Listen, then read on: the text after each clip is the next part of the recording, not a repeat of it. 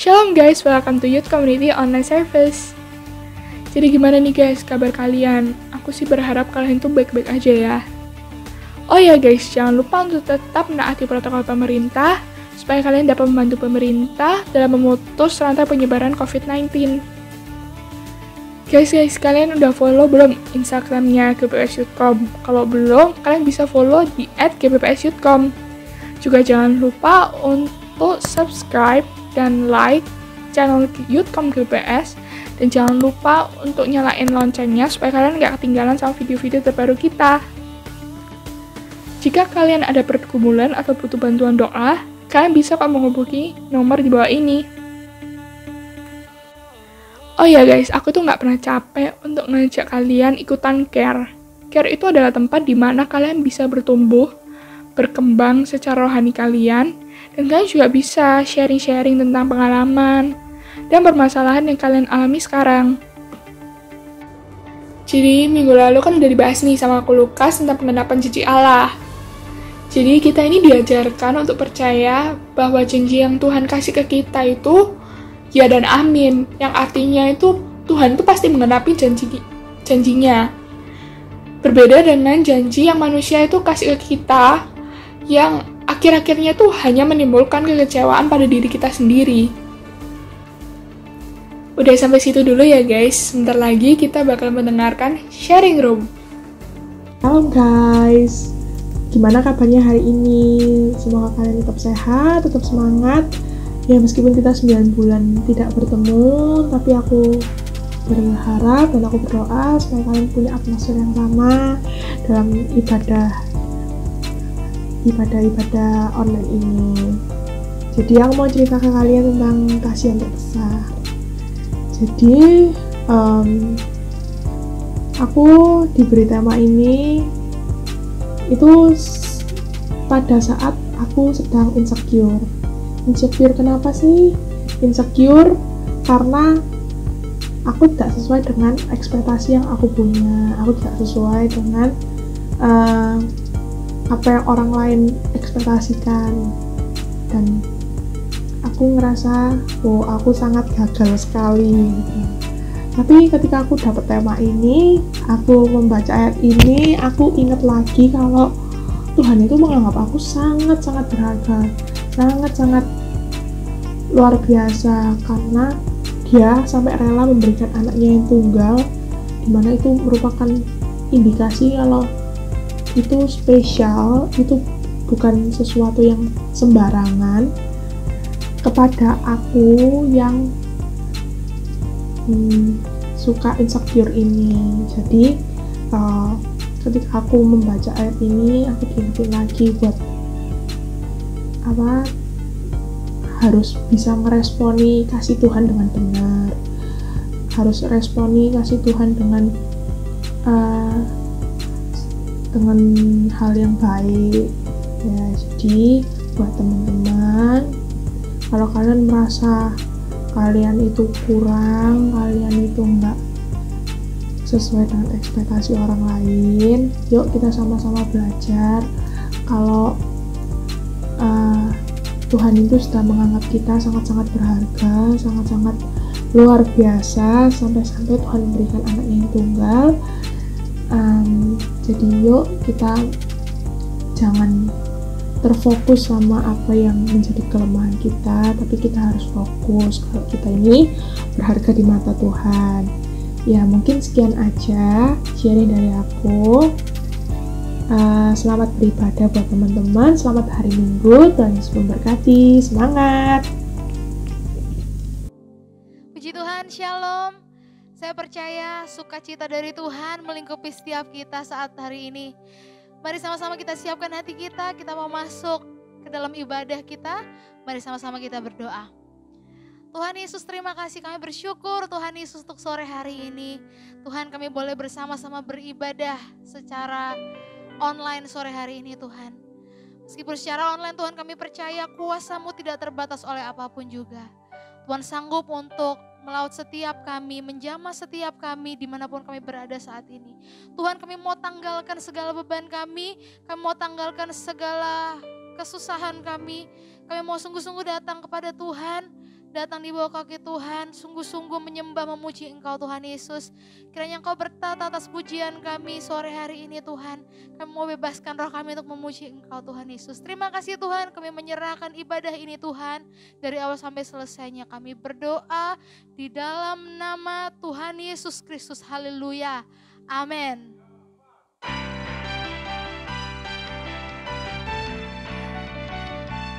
Kita mau katakan Tuhan Yesus sungguh baik untuk hidup kita.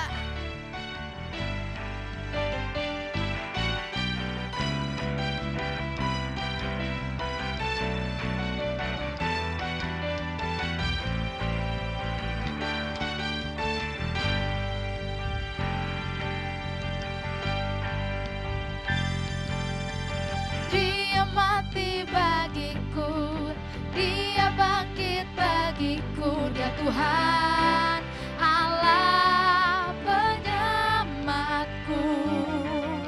Kuasa maut dikalahkan, hidupku dipulihkan, Dia Tuhan Allah kemenanganku. Dia sungguh baik, Dia sangat baik, Yesus, Dia baik bagiku. Dia sungguh baik, Dia sangat baik, Yesus, Dia baik bagiku. Amin. Dia ada di dalamku, bergerak di hidupku, Dia Tuhan Allah kekuatanku. Dia penuhi hatiku dengan kuasa kasih-Nya, Dia Tuhan Allah kemenanganku. Dia sungguh baik, Dia sangat baik, Yesus, Dia baik bagiku. Dia sungguh baik, Dia sangat baik, Yesus, Dia baik bagiku.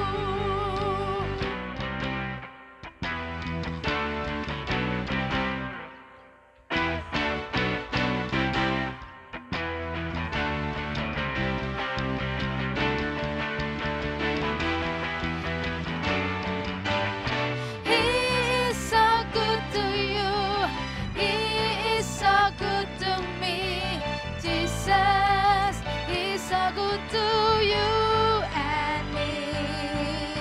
He is so good to you, He is so good to me, Jesus, He is so good to you and me. Jesus, He's so good to you, He's so good to me, He's so good to you and me.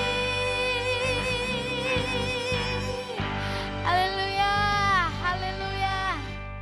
Ya Tuhan, sungguh Engkau baik Tuhan, tiada yang seperti Engkau. Kami boleh lewati hari-hari kami boleh lewati setiap musim dalam hidup kami. Kami boleh melihat Tuhan penyertaan-Mu sempurna atas hidup kami. Oh Tuhan Yesus, terima kasih.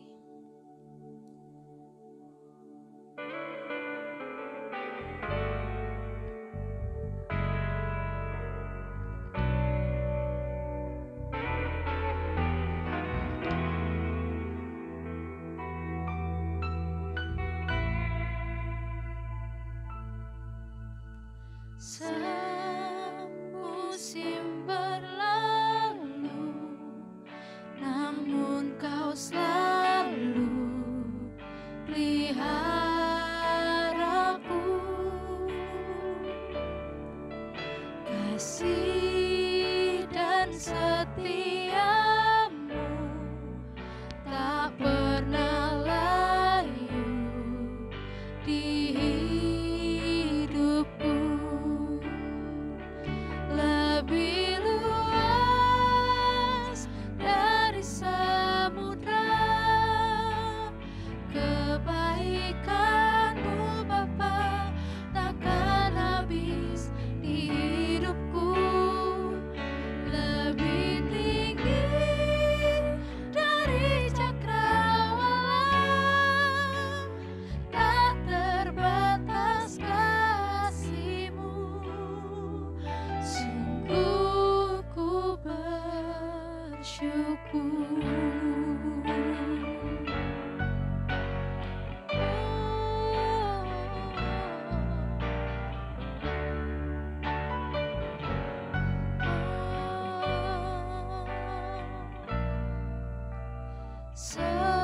Semusim berlalu, namun Kau selalu pelihara aku.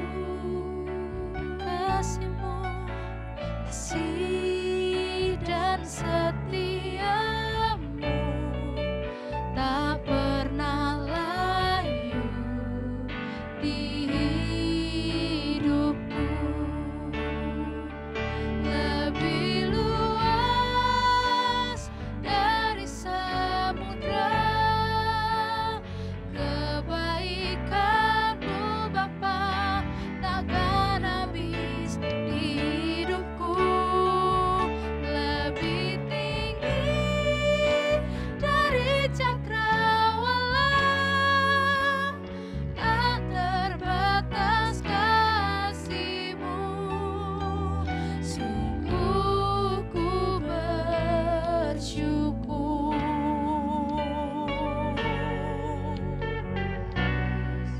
Kami bersyukur. Oh Yesus, kami bersyukur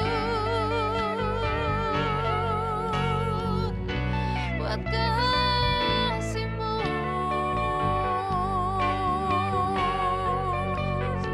Sungguh kasih-Mu besar Tuhan. Oh kami bersyukur. Sungguh Kau indah, tiada yang seperti-Mu.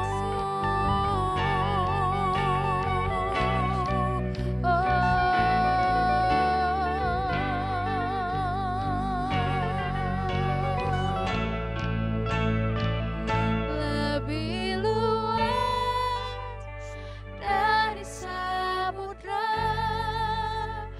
kebaikan-Mu Bapa takkan habis di hidupku. Lebih tinggi dari cakrawala, tak terbatas kasih-Mu.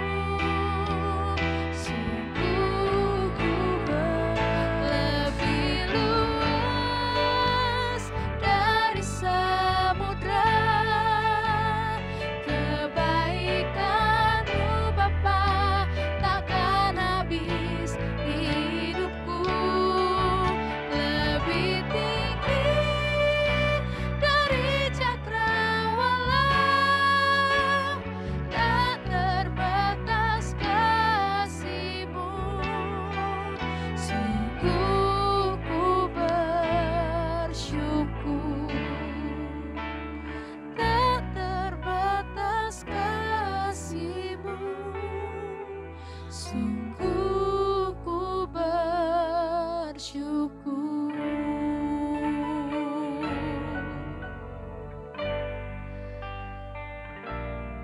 Terima kasih Tuhan Yesus.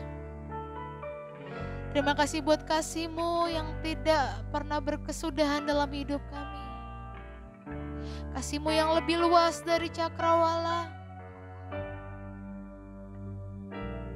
Kasih-Mu yang lebih dalam dari lautan. Kami bersyukur Tuhan, punya Tuhan yang begitu mengasihi setiap kami. Tuhan, ajar kami untuk selalu sadar akan kasih-Mu yang begitu besar.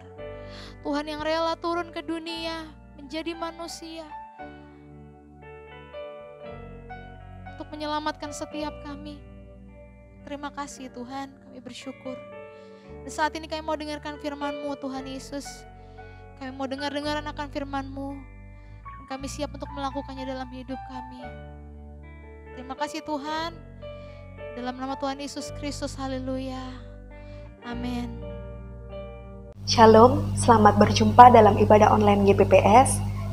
Selamat bertemu, dan saya berharap rekan-rekan muda dan remaja boleh tetap di dalam perlindungan dan naungan kuasa Allah untuk menjaga kita, dan kita juga tetap taat kepada segala peraturan yang ditetapkan oleh pemerintah sembari menjaga diri dan orang-orang terdekat yang kita kasihi. Puji nama Tuhan, hari ini saya diberikan kesempatan untuk kita bersama-sama belajar, memahami dan memaknai firman Tuhan. Kali ini renungan firman Tuhan terambil di dalam Yohanes pasal yang ketiga ayat yang ke-16. Saya akan membacakan untuk saudara-saudara semua.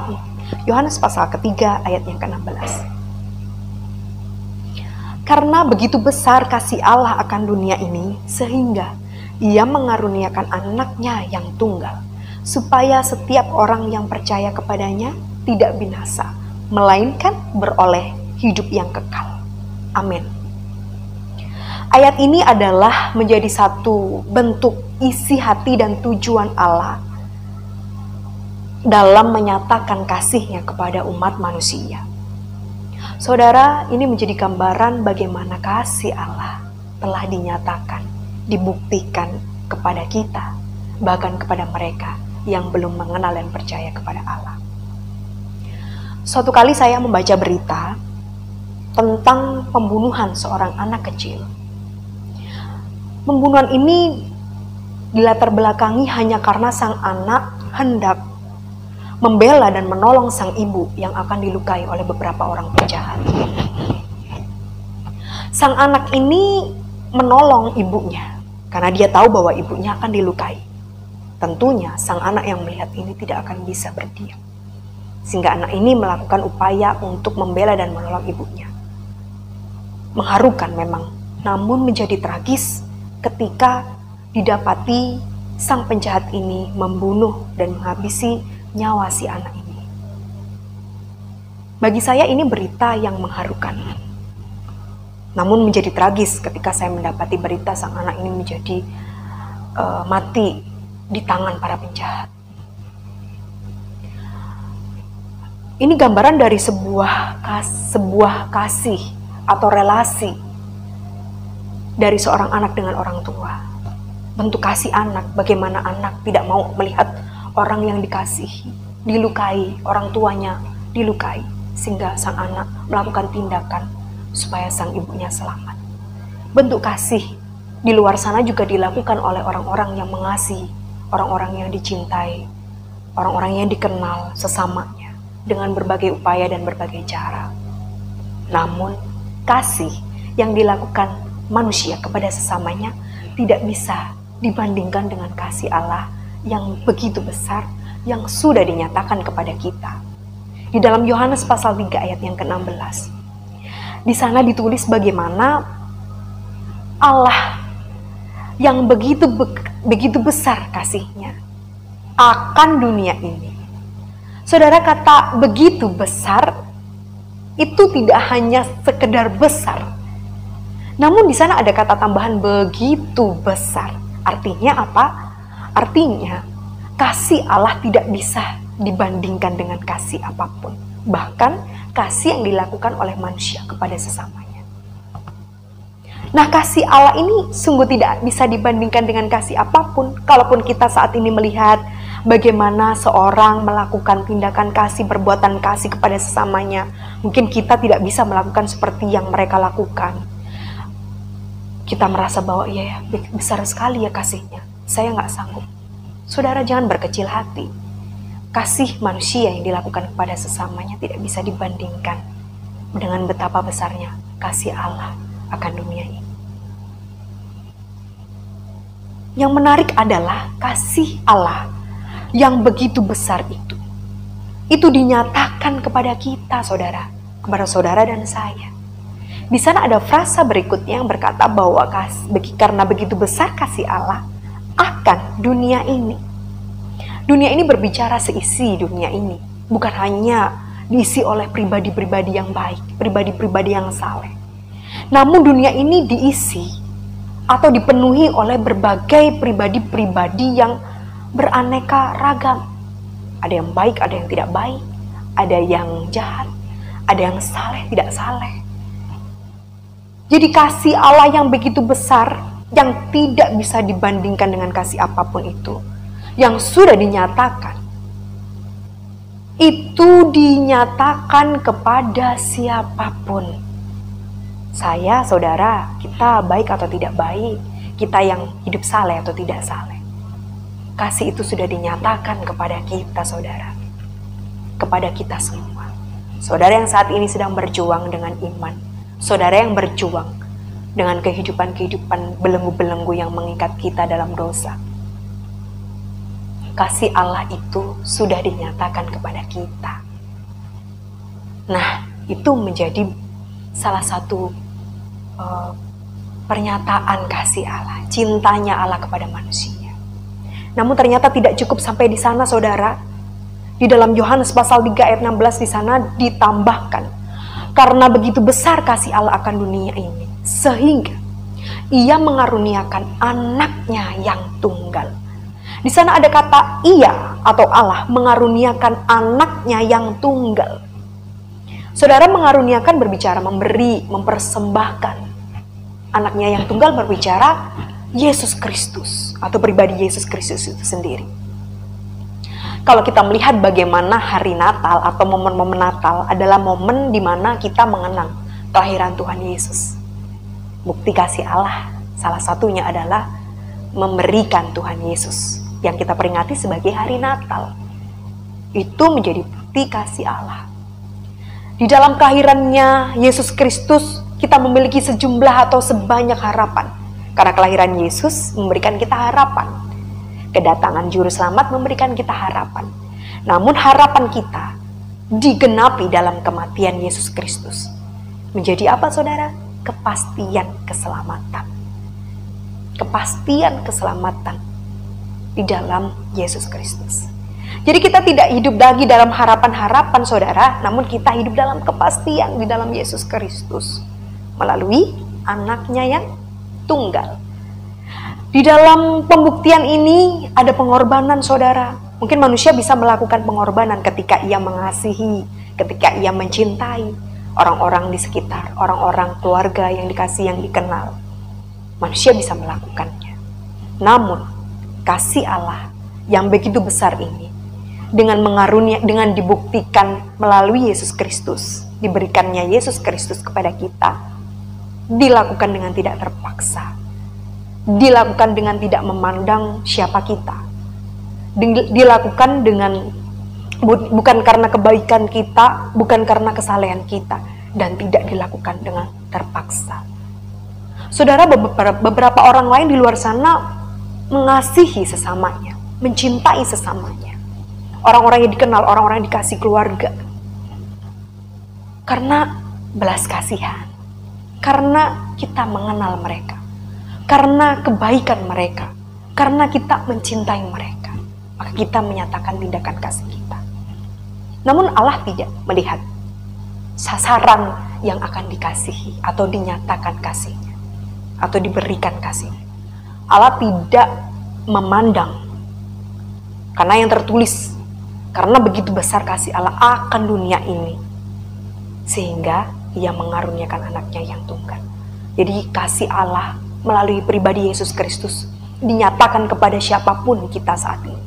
Saudara saya, saudara yang hidup saleh, lingkungan saudara yang hidup tidak saleh, kasih Allah dinyatakan kepada kita semua, kepada mereka.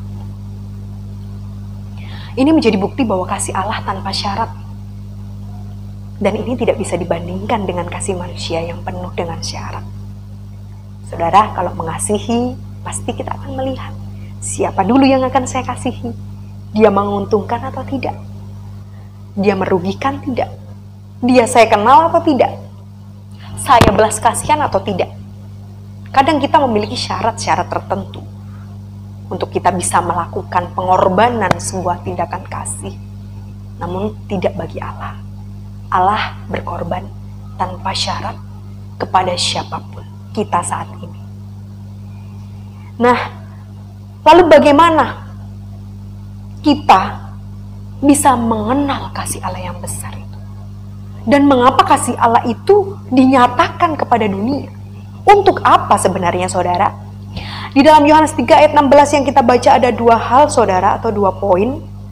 Yang pertama adalah supaya setiap orang yang percaya kepadanya tidak binasa. Saudara, saya akan mengajak kita melihat apa sebenarnya yang dimaksud dengan orang percaya. Jika kasih Allah tadi dinyatakan kepada dunia, kepada semuanya, lalu kenapa? Supaya setiap orang percaya tidak binasa. Saudara, kasih, ketika kita memberi kasih, orang bisa merespon baik, orang bisa merespon tidak baik. Bahkan beberapa bisa salah paham dan salah sangka dengan kebaikan kita. Jangan-jangan kita punya maksud, jangan-jangan kita punya jangan-jangan kita punya motivasi tertentu, makanya kita baik. Beberapa manusia seringkali akan terjebak dengan perasaan demikian, mengasihi karena sesuatu, mengasihi dengan maksud yang tersembunyi. Namun apa ya maksud dari kasih Allah? Saudara, ketika Allah menyatakan kasih-Nya kepada dunia, apakah kita mau menerimanya? Karena Allah punya tujuan dengan menyatakan kasih-Nya akan dunia ini. Kita mengasihi juga punya tujuan supaya orang itu merasakan kasih kita, supaya orang tersebut menikmati kebaikan kita, supaya orang itu bisa diselamatkan dari motivasi atau orang-orang yang jahat, supaya orang itu berubah menjadi baik. Maka kita mengasihi. Allah juga punya maksud dan tujuan mengasihi dunia ini, yang kasih-Nya diberikan dan dinyatakan kepada siapapun. Maksudnya adalah supaya setiap orang yang percaya. Saudara, kata percaya, setiap orang yang percaya di sana adalah merujuk kepada seorang yang memiliki keyakinan penuh tentang kasih Allah itu. Kalau tadi saya menyatakan bahwa kasih Allah salah satunya adalah memberikan juru selamat di dalam momen-momen Natal atau momen-momen kelahiran Yesus Kristus. Diberikannya lah juru selamat. Kemudian kita meyakini dengan penuh bahwa pribadi Yesus Kristus adalah satu-satunya juru selamat. Kita yakin penuh. Maka kita adalah bagian dari orang-orang yang percaya. Kemudian tidak cukup sampai di sana. Tuhan Yesus membuktikan kasih-Nya dengan mati di kayu salib. Artinya di sana kita juga mau meneladani ketaatan Kristus.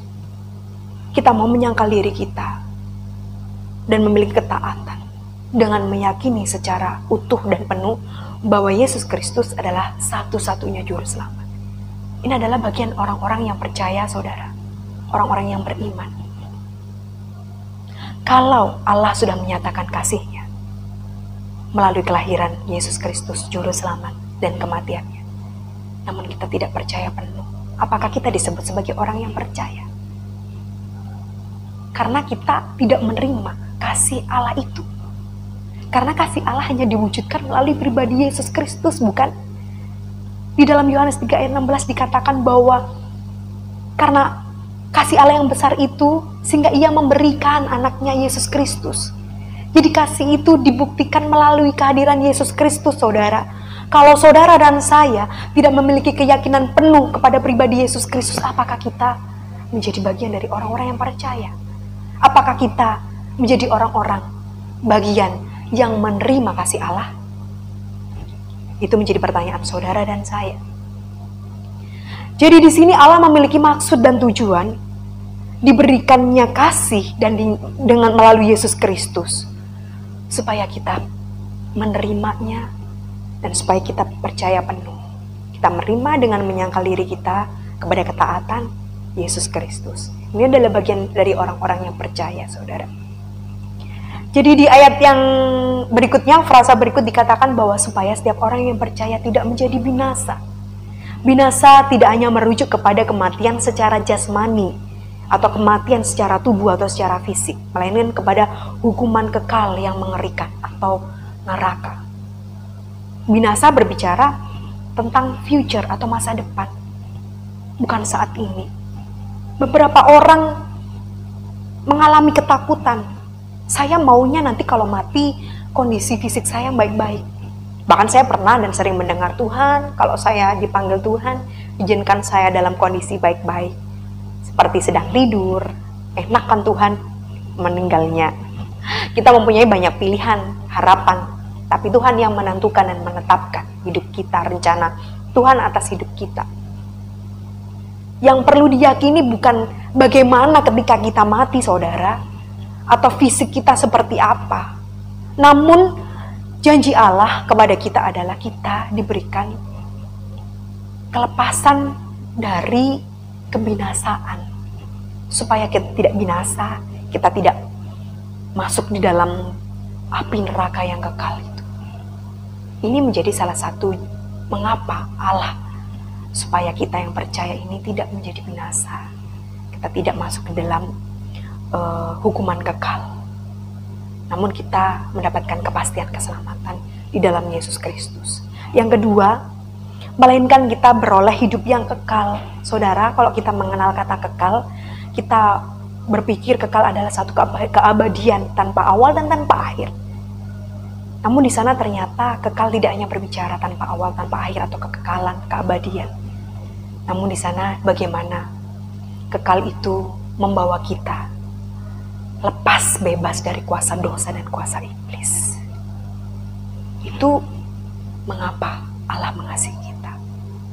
Karena kita orang percaya mudah lemah, karena orang percaya kita masih jatuh bangun dalam dosa, karena kita orang percaya masih bisa kompromi dengan dosa. Karena kita orang percaya bisa menjadi tidak percaya. Oleh sebab itu Allah menyatakan janjinya. Allah menunjukkan, Allah mengungkapkan maksud hati Allah, tujuan Allah mengasihi melalui pribadi Yesus Kristus. Supaya kita yang bagian orang-orang percaya yang telah menerima kasih Allah yang begitu besar melalui kelahiran juru selamat kita dan kematian juru selamat kita, kita memiliki keyakinan penuh supaya hidup kita tidak binasa dan kita memiliki hidup yang kekal. Saudara, ini adalah jaminan masa depan, tapi bukan sekedar harapan seperti janji-janji yang diberikan manusia.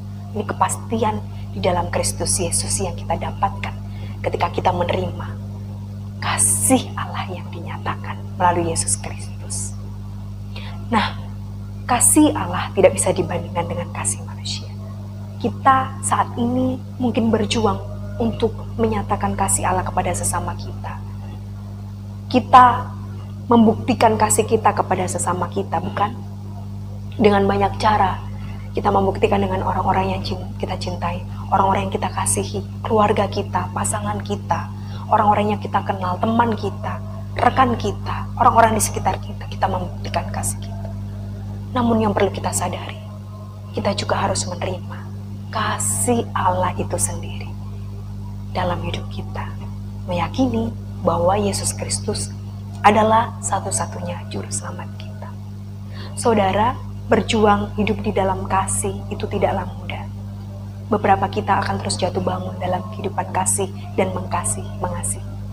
Namun yakini bahwa kita tidak lupa untuk menerima kasih yang sudah diberikan Allah melalui Yesus Kristus. Itu yang menjadi kekuatan kita untuk kita bisa mampu mengasihi sesama kita, saudara.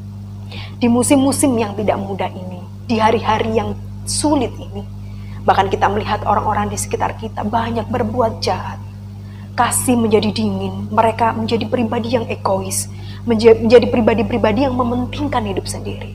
Saudara, kita belajar bagaimana kita memandang kasih Allah yang begitu besar lebih dulu dinyatakan kepada kita melalui juru selamat kita. Itu yang membuat dan memampukan kita untuk terus berjuang mengasihi sesama kita.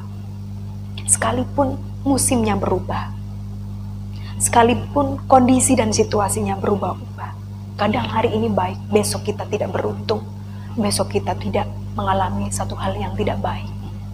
Saudara, manusia bisa berubah kasihnya. Namun kasih Allah tidak pernah mengenal musim. Di dalam Alkitab tidak ditulis dan dijelaskan atau dikatakan bahwa Allah mengasihi di musim-musim baik. Allah mengasihi pada hari-hari baik. Allah mengasihi orang-orang yang mengasihinya. Allah mengasihi orang-orang yang saleh, tidak. Namun Allah mengasihi di dalam segala musim. Saat ini mungkin kita berjuang. Rekan-rekan muda sedang mengalami perjuangan dalam kondisi ekonomi, pekerjaan, hubungan relasi dengan orang tua, dengan keluarga yang tidak semakin mudah.